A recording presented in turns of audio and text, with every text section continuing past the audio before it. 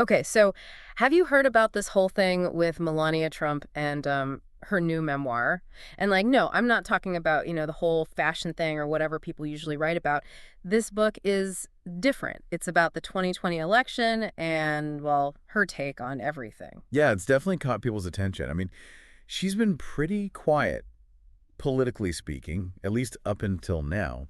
It feels like we're finally getting a glimpse behind the scenes, especially during such a crazy time in American politics. Totally. It's like she's finally ready to like speak her truth or whatever.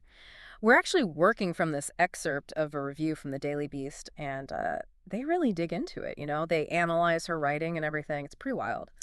The excerpt we're looking at today really focuses on election night and the days that followed. It's pretty fascinating to see what was going through her head as those results were coming in. Right. Like imagine you're in the White House, Barron's there, and you're watching those returns. Everything seems fine. And then suddenly, bam, Fox News calls Arizona for Biden.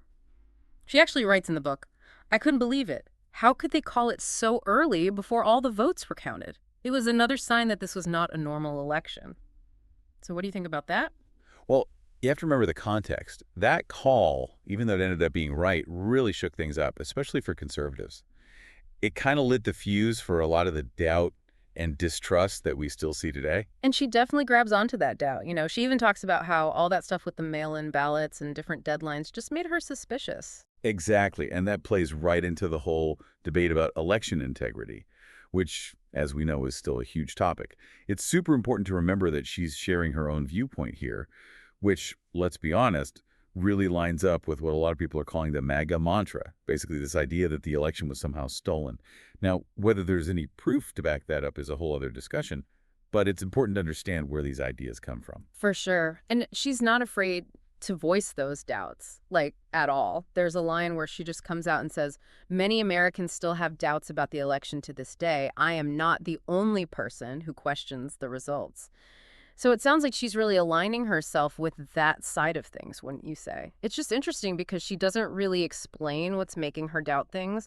Is she pointing to any evidence, or is it more like a gut feeling? Well, that's the question, isn't it?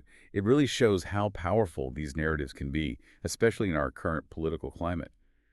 People are drawn to stories that confirm what they already believe, and it seems like that might be part of what's going on here. Totally. And then she gets into all the rumors about, like, suspicious voting activity that were going around right after the election. Right, and it's fair to say that there were some isolated cases of potential voter fraud that were investigated. But, and this is important, a big review by the Associated Press found that those cases weren't even close to being enough to actually change who won. Just to be clear, I'm not saying case closed or anything like that. We're just looking at the facts here.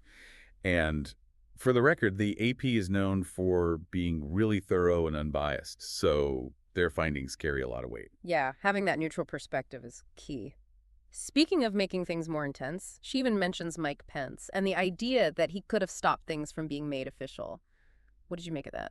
Well, it is interesting she mentions Pence, right? Especially because of what happens next with, January 6th and everything. It's like a really stark contrast in the book. Oh, tell me about it. Talk about dropping the ball. It's January 6th. The Capitol's literally under attack, and Melania is somewhere else in the White House, apparently super focused on archival work. You're right. It's like she's in her own world while all this, like, unprecedented stuff is going down. Seriously. And it gets even wilder. According to her, it wasn't even until after 2 p.m. that her press secretary gets in touch and asks if she wants to, say something about the violence. And get this, Melania's like, what violence? Can you even imagine? It really makes you wonder, about how information was, like, traveling through the White House back then. And more importantly, what Melania knew about it all as First Lady. Was she really in the dark, or was it a choice to, stay out of it? And here's where it gets really interesting. Later in the book, she basically throws her staff under the bus. She says, and I quote, traditionally, the First Lady's chief of staff provides detailed briefings surrounding our nation's important issues. My second White House chief of staff failed to do so.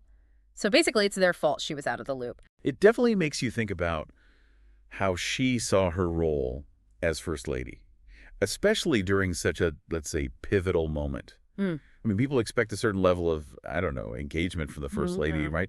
Especially during those kinds of national crises. Think about Laura Bush after 9/11 or Michelle Obama.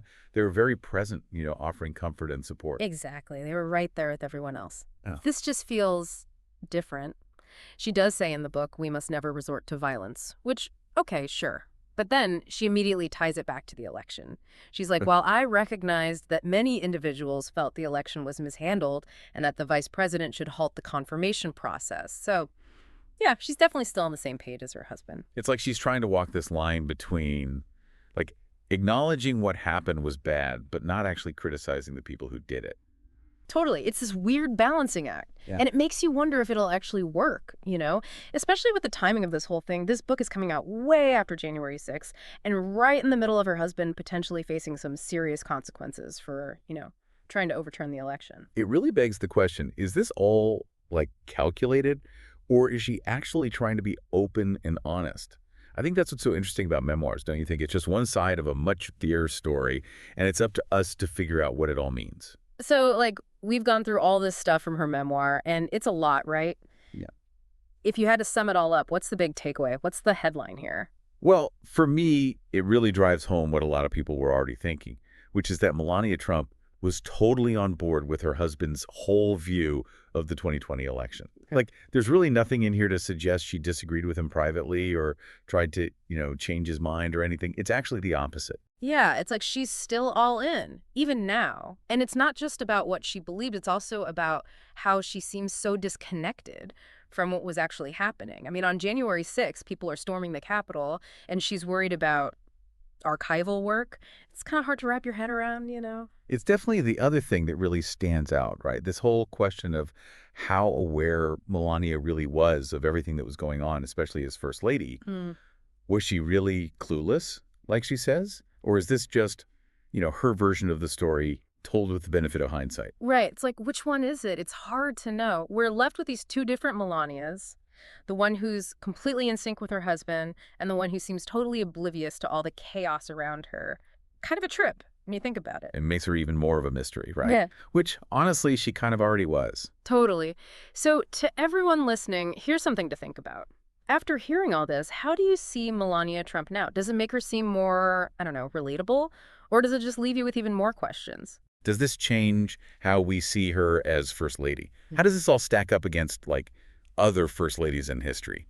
Good stuff to think about, for sure. Oh, sure. And remember, this isn't the end of the conversation. This is just the beginning, really. So, yeah, keep digging, keep learning, and let's keep talking about this fascinating, complicated woman.